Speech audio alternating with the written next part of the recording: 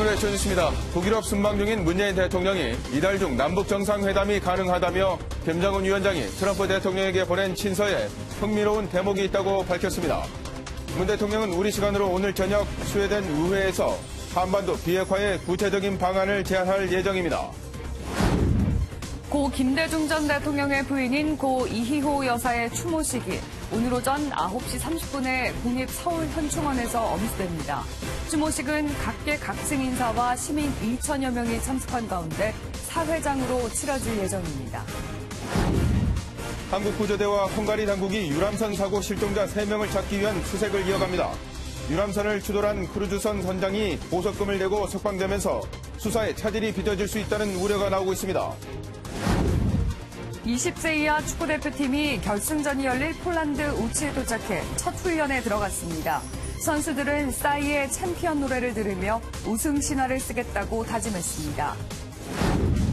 아베 일본 총리가 미 이란 간 갈등 중재를 위해 이란을 방문 중인 가운데 호르무즈 해협에서 일본 유조선 등 두 척이 공격당했습니다. 중동 지역 긴장이 고조되면서 국제유가가 장중 한때 4%대 급등세를 보였습니다. 오늘은 전국에 구름이 많은 가운데 제주와 남부지방엔 밤까지 가끔 비가 내리겠습니다. 강원 영서엔 소나기가 오는 곳이 있겠고 경기 남부와 충청 등 서쪽 지역에 한때 미세먼지 농도가 짙겠습니다. 안녕하십니까. 굿모닝 MBN입니다. 문재인 대통령이 어제 노르웨이 정상회담 이후 기자회견에서 6월 남북 정상회담 가능성을 다시 한번 강조했습니다. 스웨덴에 도착한 문 대통령은 오늘 오후에 한반도 비핵화 구상을 밝힐 예정입니다. 스톡홀름에서 최중락 기자가 보도합니다. 문재인 대통령은 솔베르그 노르웨이 총리와 정상회담 뒤 기자회견에서 6월 남북 정상회담은 가능하다고 강조했습니다. 남북 간에 아주 짧은 기간 동안 연락과 협의로 정상회담이 이루어진 경험도 있기 때문에 물리적으로 불가능하지는 않습니다.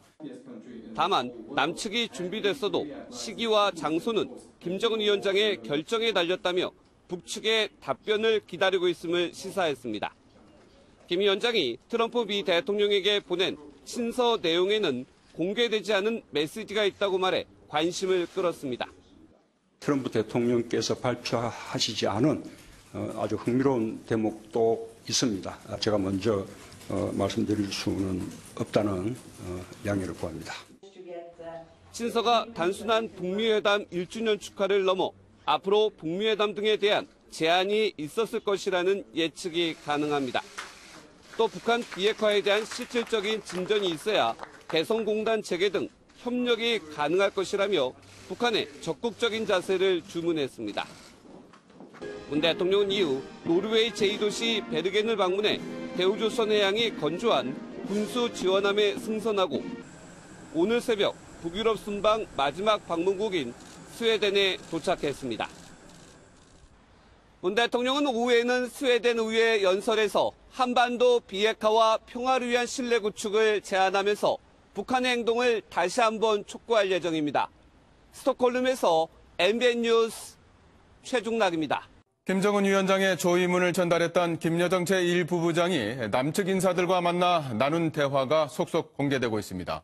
김 부부장은 김 위원장에게 남북관계 개선을 위한 보고를 하겠다고 말한 것으로 알려졌습니다. 이수아 기자입니다. 그젯밤 9시 반쯤 김정은 위원장이 고 이희호 여사에게 보낸 조의문 전문이 공개됐습니다. 김대중 전 대통령의 부인 리시온 여사가 서거하였다는 슬픈 소식에 접하여 유가족들에게 심심한 애도와 위로의 뜻을 표합니다.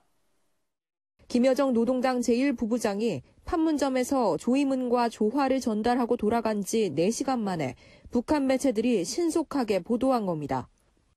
하노이 회담 결렬 이후 공식 석상에서 자취를 감춰 문책설이 돌았던 김 부부장은 김 위원장의 전력 역할을 하며 건재함을 드러냈습니다. 특히 시종 부드러우면서도 단호한 태도로 남북 관계 개선의 필요성을 강조했습니다. 이호 여사님의 그러한 유지를 받드는 것이 북남 관계 개선을 위해서 필요하다. 그 답변을 단호하게 하더라고요. 남북 북미 정상회담이 필요하다는 박 의원의 말에 김 부부장은 김 위원장에게 보고하겠다고 답한 것으로 전해졌습니다. 또 다음 달 있을 광주 세계 수영 선수권 대회에 북한 선수단과 응원단을 파견해달라는 요청에는 웃으면서 꼭 위원장께 말씀드리겠다고 말한 것으로 알려졌습니다. MBN 뉴스 이수아입니다. 지난 10일 세상을 떠난 고 이희호 여사의 장례가 오늘 각계각층 인사와 시민 2천여 명이 참여하는 사회장으로 엄수됩니다. 장례식장을 떠난 운구 행렬은 조금 전 장례 예배가 열리는 서울 창천교회에 도착했다고 하는데요. 현장 취재기자 연결합니다. 조창훈 기자, 현장 상황 어떻습니까? 네, 고 이희호 여사와 유가족은 오전 6시 반 빈소가 차려진 서울 신촌 세브란스 병원을 출발해 이곳 신촌 창천교회에 도착했습니다. 이 여사가 52년간 몸담으며 장로를 지내기도 했던 곳인데 조금 전인 오전 7시부터 예정대로 장례 예배가 열리고 있습니다. 장상 전 국무총리 서리의 추도사로 시작되는 장례 예배에선 장례위 상임고문인 문희상 국회의장, 김명수 대법원장 등이 조사를 낭독합니다. 약 1시간 20분 동안 진행되는 예배를 마치면 이 여사는 자신이 살았던 동교동 사저에 들러 마지막 인사를 건넬 예정입니다. 네, 영부인의 장례를 사회장으로 치르는 건 이번이 처음이라고 하는데 추모식이 열리는 서울 현충원에는 언제쯤 도착하게 됩니까? 네, 교통 상황에 따라 조금 다를 수는 있겠지만 오전 9시 반쯤이면 운구행렬은 추모식이 열리는 서울 현충원에 도착할 수 있을 것으로 보입니다. 말씀하신 것처럼 영부인의 장례가 사회장으로 열리는 건 이번이 처음인데 아들 홍걸 씨는 정당과 특정 단체가 주도하는 행사가 아닌 많은 시민들의 참여로 만들어지는 행사라며 의미를 전했습니다. 실제로 일반 국민에게 공개돼 원하는 사람 누구나 참석할 수 있는데요. 추모식에선 이낙연 국무총리가 정부를 대표해 조사를, 국회의장을 비롯한 여야 5당 대표가 추모사를 낭독할 예정입니다. 그제 김정은 북한 국무위원장이 보낸 조의문도 이 자리에서 대신 낭독됩니다. 1시간가량 걸리는 추모식까지 모두 마치면 이 여사는 가족들이 지켜보는 가운데 남편인 고 김대중 전 대통령 옆에서 영면에 들게 됩니다. 지금까지 신촌 창천교회 앞에서 MBN 뉴스 조창훈입니다. 헝가리에서 침몰한 허블레아니호가 인양되고 한국 구조대가 샅샅이 살펴봤지만 추가 실종자를 발견하지는 못했습니다. 신속대응팀과 헝가리 당국은 실종자 3명을 찾기 위한 다뉴브강 수색을 이어가기로 했습니다. 신동규 기자입니다. 한국 구조대원들은 어제 오후 헝가리 체페솜에 있는 허블레아니호 내부에 진입해 정밀 수색을 벌였습니다. 애초 그제 진입할 계획이었지만 법적 문제가 생길 수 있다는 헝가리 당국의 제지로 일정이 늦춰졌기 때문입니다. 구조대는 3차례에 걸쳐 선체 외부와 선실, 기관실, 창고까지 살펴봤지만 실종자나 유류품은 발견하지 못했습니다. 수색을 마친 선체는 한국과 헝가리 해양안전조사 관계자의 합동검사 이후 경찰 증거품으로 부다페스트 인근에 보관할 예정입니다. 다뉴브강 하류에서 실종자가 상당수 발견된 만큼 신속대응팀과 헝가리 당국은 수색 작업을 계속해서 이어갈 계획입니다. 선체 인양 후 다뉴브강 하류에서 발견된 시신 한 구는 60대 한국인 남성으로 확인된 가운데 나머지 실종자 3명을 찾는 데 주력할 방침입니다. 이로써 허블레아니호에 탔던 한국인 33명 가운데 사망자는 23명, 실종자는 3명이 됐습니다. 이런 가운데 가해 선박의 선장 유리 C씨가 어제 보석으로 풀려나면서 헝가리 내에서도 부실수사란 질타가 쏟아지고 있습니다. MBN 뉴스 신동규입니다.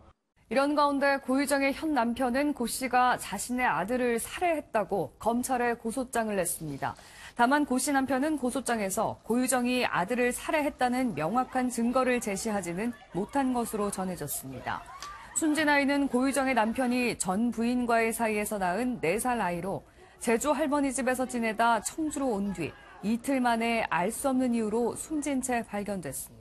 마약 투약 의혹이 불거진 가수 비아이에 대한 경찰 수사를 소속사인 YG의 양현석 대표가 무마해줬다는 의혹이 나왔습니다. 현재 관련 진정서가 국민권익위원회에 접수됐습니다. 민경영 기자입니다. 지난 2016년 8월 용인 동부경찰서는 모델 한모 씨를 마약 투약 혐의로 체포해 조사하고 있었습니다. 이 과정에서 한 씨는 지인인 가수 비아이 역시 마약을 투약했다고 털어놨습니다. 이와 함께 비아이와 주고받은 카카오톡 메시지를 내놨지만 결국 비아이는 입건조차 되지 않았습니다. 경찰은 한 씨가 비아이는 마약을 하지 않았다는 취지로 말을 바꿨기 때문이라고 설명합니다. 그러나 최근 한 씨는 이 과정에 YG 양현석 대표와 개입했다는 의혹을 제기했습니다. 당시 양 대표가 한 씨를 만나 진술을 번복해달라며 회유했고 변호사까지 선임해줬다는 겁니다. 실제로 한 씨가 경찰에 제출했던 카카오톡 메시지에는 비아이의 마약 투약 정황이 구체적으로 담겨 있는 것으로 알려져 경찰의 부실 수사 논란이 나오고 있습니다. 법률 대리인을 선임한 한 씨는 국민권익위원회 양현석 대표가 경찰과 유착해 수사에 개입했는지 조사해달라며 진정서를 제출했습니다. 권익위는 TF팀을 꾸리고 신고 내용에 신빙성이 있다고 판단되면 수사기관에 사건을 전달할 계획입니다. 한편 YG 소속 연예인들이 잇따라 구설수에 휩싸이자 청와대 홈페이지에는 YG의 활동을 중지시켜달라는 청원까지 등장했습니다.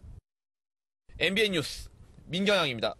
음주 단속에 불응하고 도망가려던 오토바이 운전자가 경찰관을 덮쳤습니다. 무면허의 만취 상태였는데 잡고 보니 음주운전 상습범이었습니다. 안보람 기자입니다. 늦은 밤 터널 앞에서 음주 단속이 한창입니다. 경찰관이 오토바이를 멈춰 세우려 하자 갑자기 속도를 높여 달아나더니 경찰관을 그대로 들이받습니다. 감지를 하려 하는 순간에 갑자기 손형을 내가지고 저는 순간적으로 피한다고 피했는데. 사고를 내고 오토바이와 함께 넘어진 운전자는 더는 달아나지 못하고 현행범으로 체포됐습니다. 125cc 오토바이에는 번호판이 없었습니다.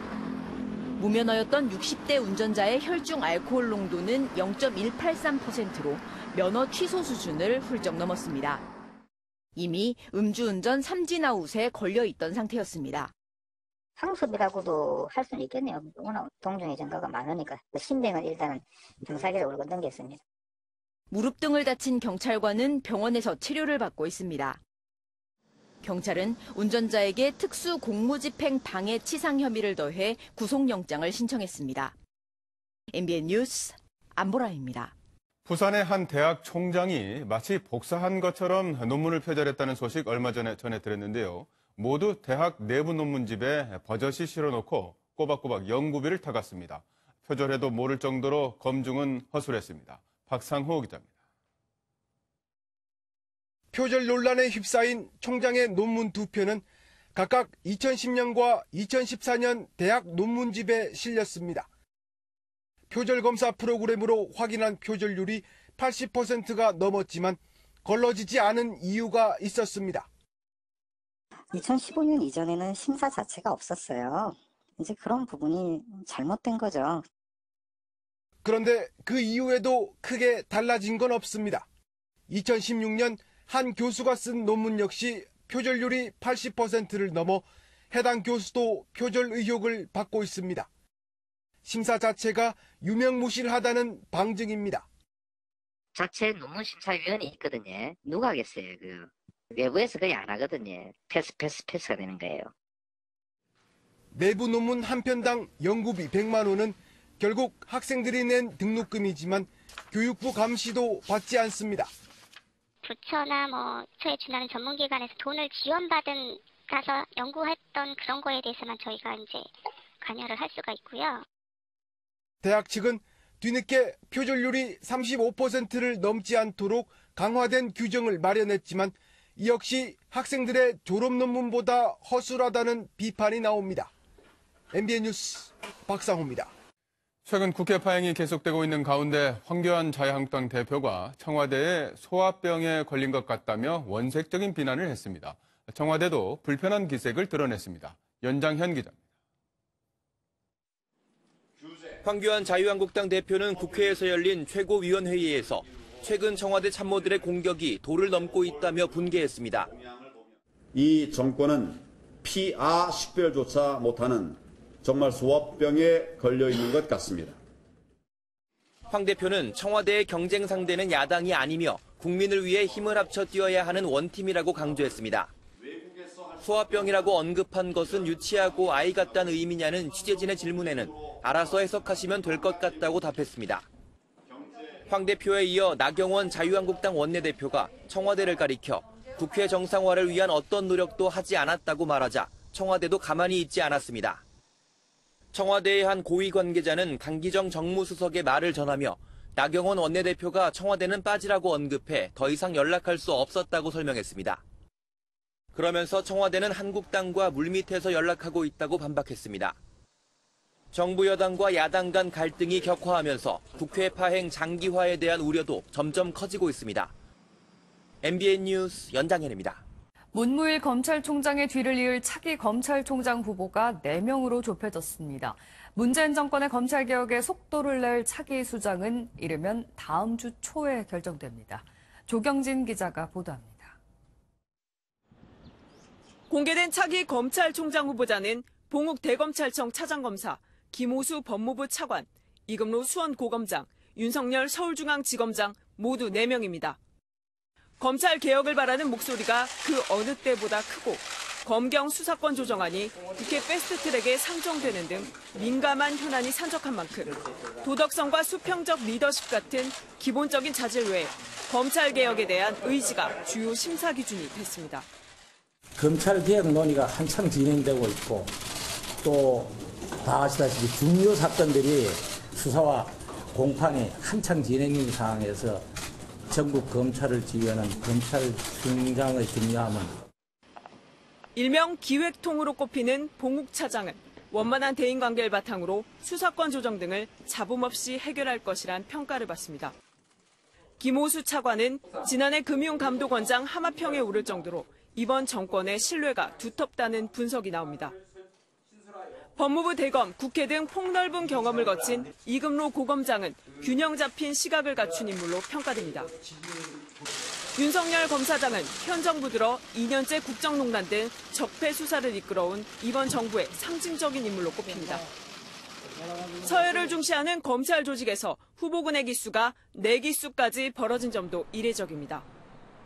검찰총장이 누가 되느냐에 따라 검찰 고위 간부 수십 명이 물갈이되는 파격 인사가 될 가능성도 점쳐집니다.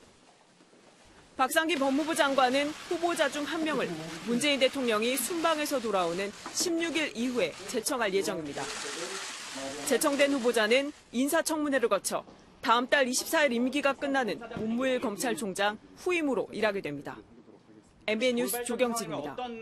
중동 걸프만 인근에서 유조선 2척이 어뢰에 피격되는 사건이 벌어졌습니다. 한 달여 만에 다시 유조선 공격 사건이 일어나면서 중동 정세가 급격히 경색되고 국제 유가도 함께 급등했습니다. 신재우 기자가 보도합니다. 바다 위에 떠있는 유조선이 불길에 휩싸인 채 검은 연기를 마구 뿜어내고 있습니다. 현지 시각으로 어제 오전 오만해에서 대형 유조선 2척이 공격을 받았습니다.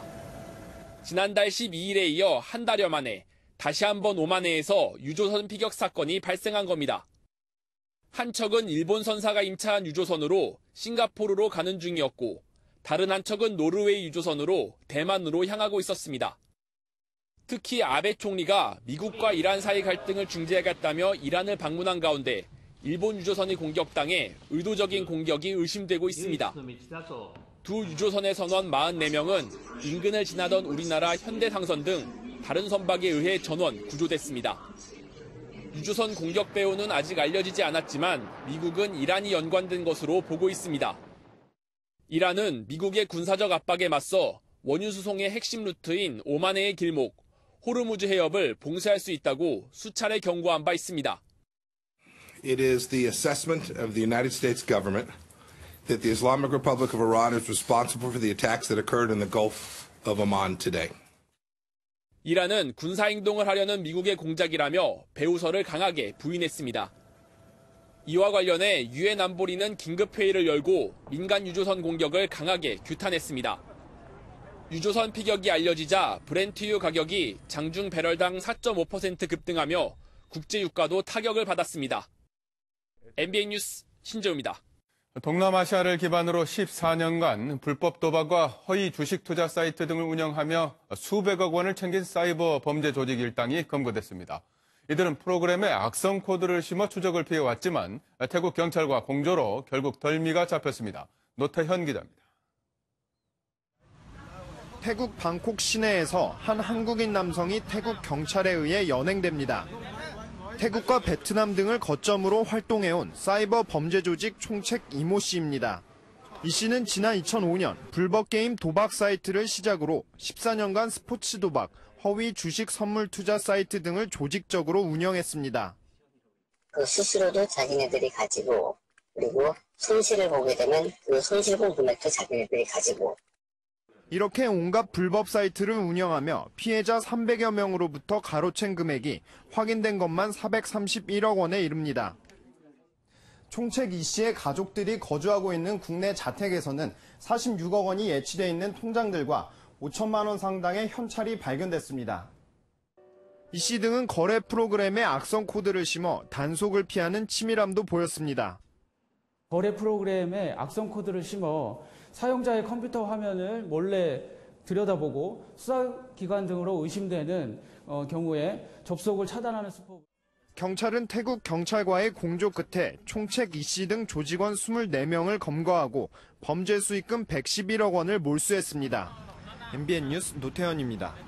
중국산 자동차 부품을 들여와 메이드 인 코리아 도장을 찍고 국산인 것처럼 팔아온 업체들이 적발됐습니다. 규모가 300억 원이 넘고 해외로 수출까지 됐습니다. 이병주 기자입니다.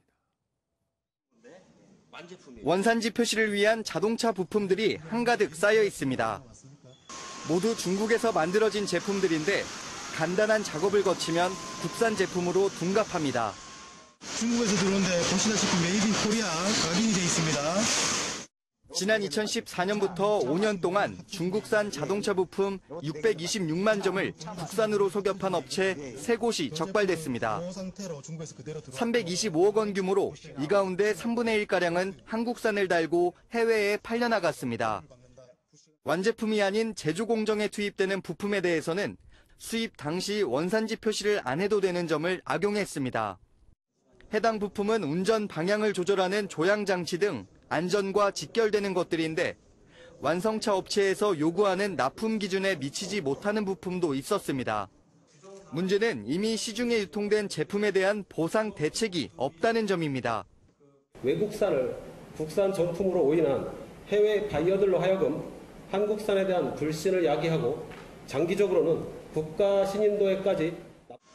관세청은 세계 업체에서 팔려나간 부품 427만여 점에 대해 과징금 6억 원을 부과하고 업체 관계자들을 검찰에 송치할 방침입니다. MBN 뉴스 이병주입니다. 현대기아 자동차가 글로벌 최고 수준의 자율주행 시스템을 갖추기 위해 외부 업체들과 협업을 강화한다고 밝혔습니다. 현대기아차는 사업 파트너사인 미국 자율주행 업체 오로라에 전략 투자한다고 말했습니다. 현대차는 자율주행차를 조기에 출시해서 빠르게 성장하는 글로벌 자율주행 생태계의 판도를 이끄는 게임 체인저가 되겠다는 전략입니다.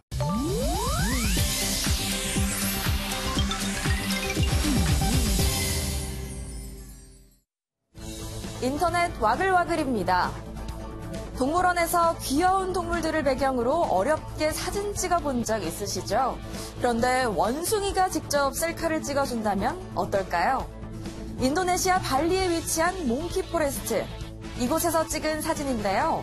원숭이와 관광객들이 자연스럽게 어울려 찍은 사진을 보니 절로 미소가 지어집니다. 바로 몽키 포레스트의 한 직원이 원숭이를 먹이로 유인해 손을 뻗게 한 뒤 사진을 찍어주는 아이디어를 낸 것. 덕분에 관광객도 크게 늘었다고 하는데요. 원숭이가 찍어주는 셀카라니 꼭 한번 찍어보고 싶네요. 꽉 막힌 도로를 보면서 하늘을 나는 자동차가 있었으면 하고 생각해 본 적 한 번쯤 있으실 텐데요. 이 상상이 조만간 현실이 될 것으로 보입니다. 세계 최대의 차량 공유 업체 우버가 내년에 하늘을 나는 택시, 이른바 플라잉카 시범 서비스를 실시합니다. 이 플라잉카는 헬기와 비행기, 드론을 결합한 형태로 전기 동력으로 움직이는데요. 승객들이 스마트폰 앱으로 플라잉카를 부르면 지정된 옥상에서 탑승이 가능합니다. 내년에 호주 멜버른부터 시범 운영되고 2023년부터는 본격적인 상업 서비스를 할 계획. 우리나라에서도 플라잉카를 볼 날이 머지 않은 것 같네요. 최근 홍콩에서는 범죄인 인도법에 대한 대규모 반대 시위가 거세게 일고 있는데요. 이 가운데 홍콩 출신의 미국 유학생이 쓴 칼럼이 화제가 되고 있습니다. 보스턴의 한 대학에 다니는 이 유학생은 지난 4월 대학신문에 자신은 중국 출신이 아니라는 내용의 칼럼을 기고했는데요. 칼럼이 발표된 후 괴롭힘을 당하기도 했지만 어떤 공격을 받더라도 홍콩인으로서의 정체성을 고수하겠다고 밝혔습니다. 이와 맞물려 우리나라에서는 SNS를 통해 홍콩 시민들을 응원한다는 글이 이어지는가 하면 청와대 국민청원도 등장하며 지지 움직임이 커지고 있습니다. 유튜버 양예원 씨를 성추행하고 노출 촬영을 강요했다는 누명을 써 피해를 본 스튜디오 대표가 가수 겸 배우 수지 등으로부터 2천만 원의 배상을 받게 됐습니다. 수지는 해당 스튜디오에 대한 처벌을 촉구하는 청와대 국민청원 게시글을 캡처해 자신의 SNS에 올린 바 있는데요. 알고 보니 양 씨와는 전혀 상관없는 곳이었습니다.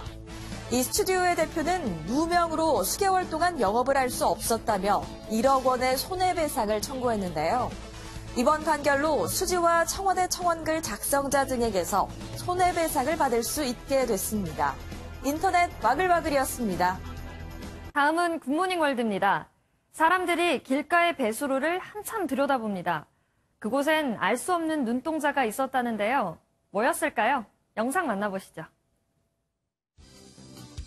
미국 캘리포니아 지역 주택가. 사람들이 배수로를 유심히 살피고 있는데요. 배수로 덮개 사이로 보이는 건 다름 아닌 사슴. 온몸이 다 젖어 있고 겁에 질린 눈인데요.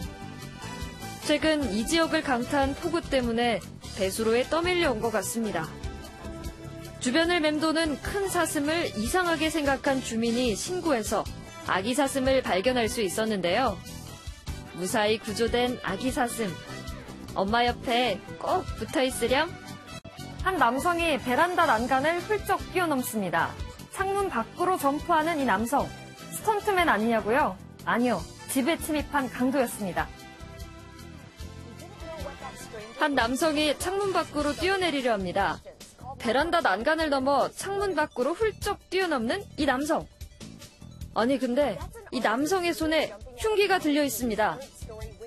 그는 집에 침입한 무장강도였는데요. 집안에서 물건을 뒤지다 집주인과 맞닥뜨린 겁니다.